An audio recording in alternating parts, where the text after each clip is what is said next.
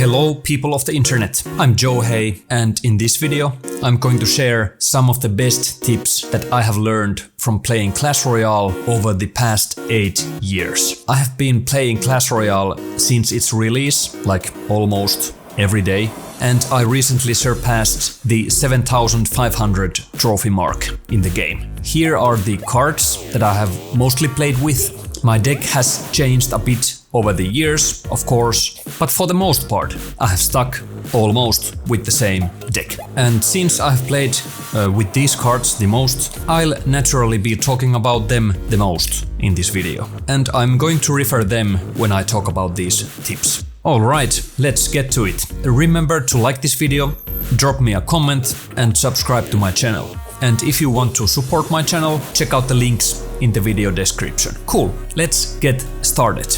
So let's start with a pretty obvious point. Learn and know your cards extremely well. Study the cards you play with the most. Learn to know these cards inside and out.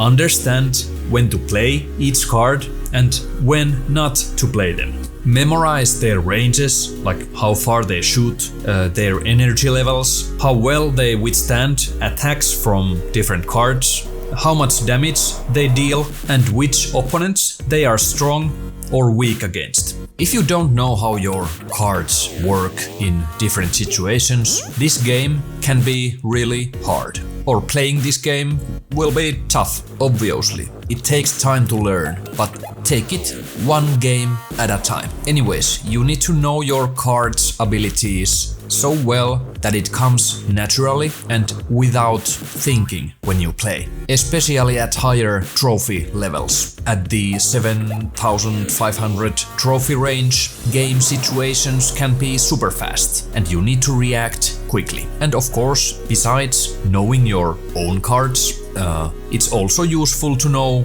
like every other card, like at least on the surface level, like about how much energy they have, how much damage they deal, whether they deal area damage or not, and do they target towers or other characters, you know. So learn the main features of each card, because your opponent could have any other card in their deck. Regarding your own deck, I recommend designing like a all-around deck that can effectively battle against various decks and cards. All-around deck gives you flexibility and confidence to handle different situations during matches.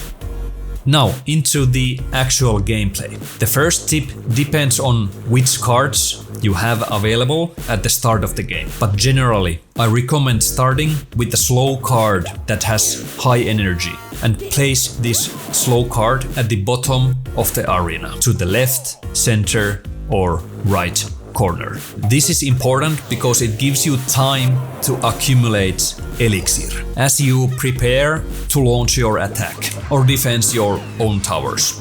If you place a card in the middle of the arena in the beginning, you won't have as much time to build up elixir and you will need to place other cards sooner. Sometimes it can be beneficial to place cards in the middle of the arena to rush towards the opponent's towers. This is a tactic to consider occasionally, and we will discuss it more later.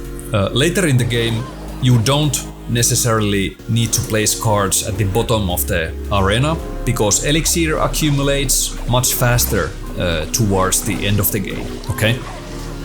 Use durable cards to protect weaker ones. Generally speaking, always place durable cards in the front and weaker cards behind. Durable cards like Knight, Valkyrie, Baby Dragon, Giant, Golem, and so on act as a shield, allowing weaker but high damage units like Dart Goblin, Firecracker, Bats, Archers, Musketeers, and Wizards to do some damage effectively from behind. And I just want to emphasize this. Always strive to protect your weaker cards. Always.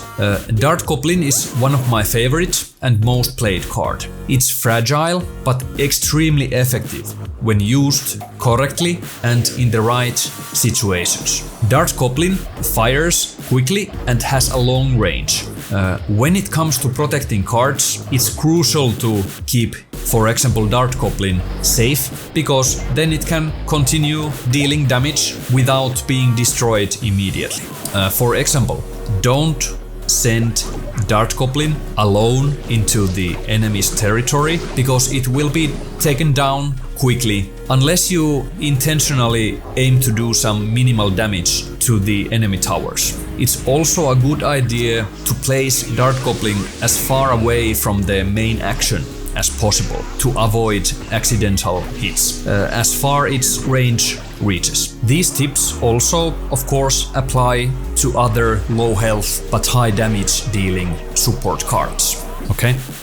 Timing your cards is crucial when placing them on the field. Timing is everything when placing almost any card on the field, whether in defense or offense. For example, when timing defensive cards, wait until the opponent's cards are on your side of the field.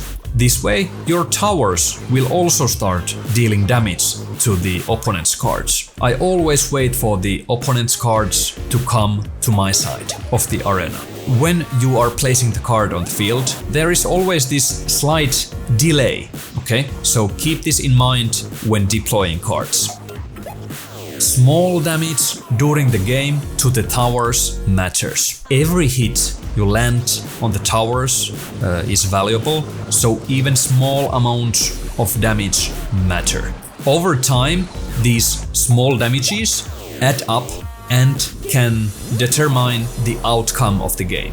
Therefore, maintaining constant pressure on the opponent's towers throughout the game is crucial. This is important because even if both players' towers are still standing, the winner is ultimately the one who has dealt the most damage to the opponent's towers. I have seen many players to use this tactic. They focus on dealing small damage during the first couple of minutes of the game using specific cards, leading to that point that their opponent's towers have low health by the end of the game. So, how can you deal small damage? You can deal small damage in many ways with various cards.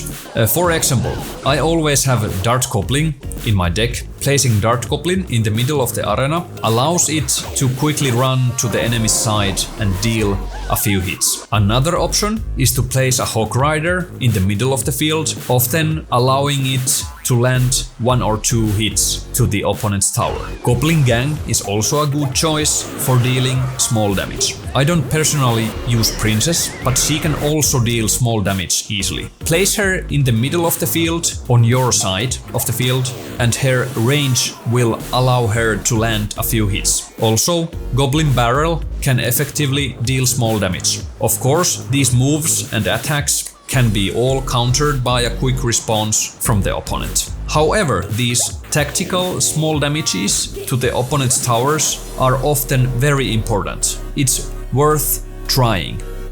Anticipate the battlefield and read your opponent's deck. The general idea is to anticipate as much as possible during the game. Always try to predict what your opponent will do next and react to it in advance or as quickly as possible. Try your best to learn what cards your opponent has in their deck. This knowledge helps you anticipate and better plan your counter moves. It's very common in Clash Royale to create like a specific types of decks with certain cards.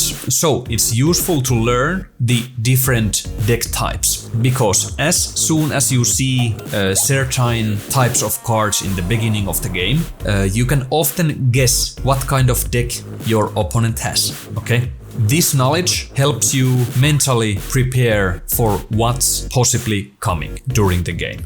Surprises can always happen. Even if you think your opponent has a certain type of deck, there can always be exceptions, of course. So be mentally prepared for these also. In summary, try to quickly learn your opponent's deck. If you remember what cards they have used and what cards might still be in their deck, you can anticipate which card you should play next, okay?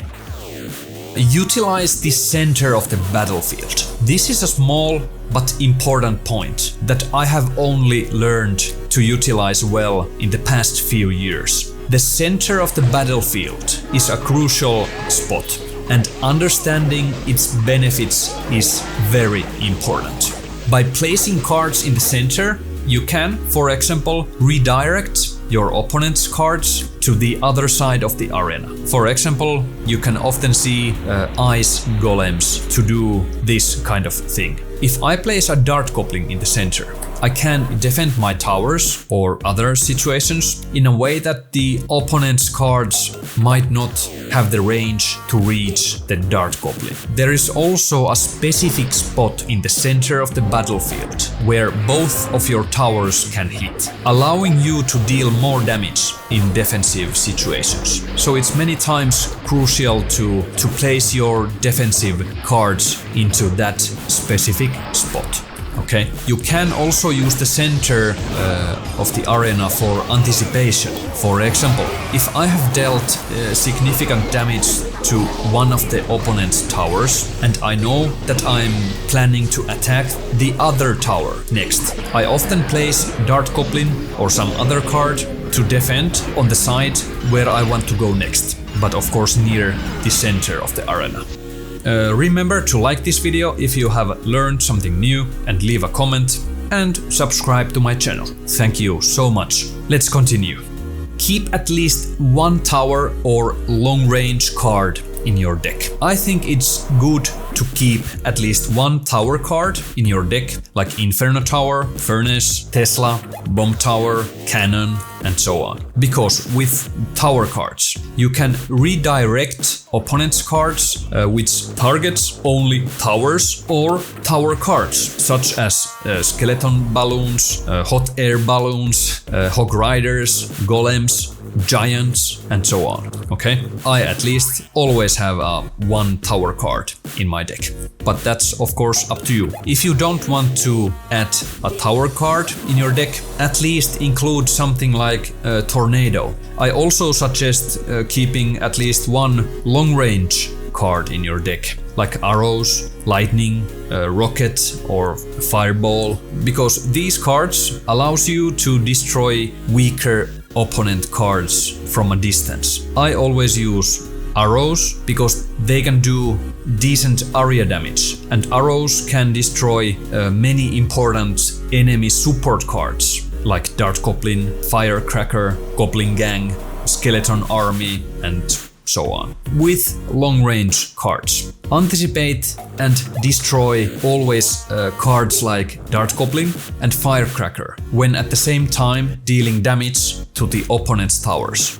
And when I play offense, I always place my long-range card above the enemy's tower, ready to attack. Even if I don't ultimately attack with the card, but it's always ready above the enemy's tower. Because when I anticipate, I can quickly take out some low health support cards with the arrows.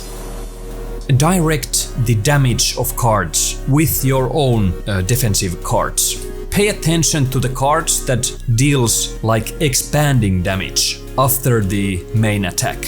For example, Firecracker deals expanding area damage in its shooting direction. Especially the evolved version does a lot of that kind of damage. If you have cards further back in the firing line, they might also get hit by this expanding damage. That is why it's important to direct the damage to elsewhere. So it's worth learning which cards deals these kinds of damage. Place your defensive cards in positions that direct the damage away from your own, like support cards, minimizing the damage they take. There are also cards that shoot long distances, like Magic Archer, Executioner, and Bowler. Direct also their damage away from your own towers and low energy support cards. Nice. Don't place defensive cards right in front of your towers. This tip ties into what we just talked about. Whenever you are defending your towers, place your defensive cards as far and to the side from your towers as possible. This way, your towers won't take unnecessary damage. Also, avoid placing your defensive cards like directly in front of or above your towers. This way, you always keep directing the damage away from your towers. This is a super important tip to learn early on.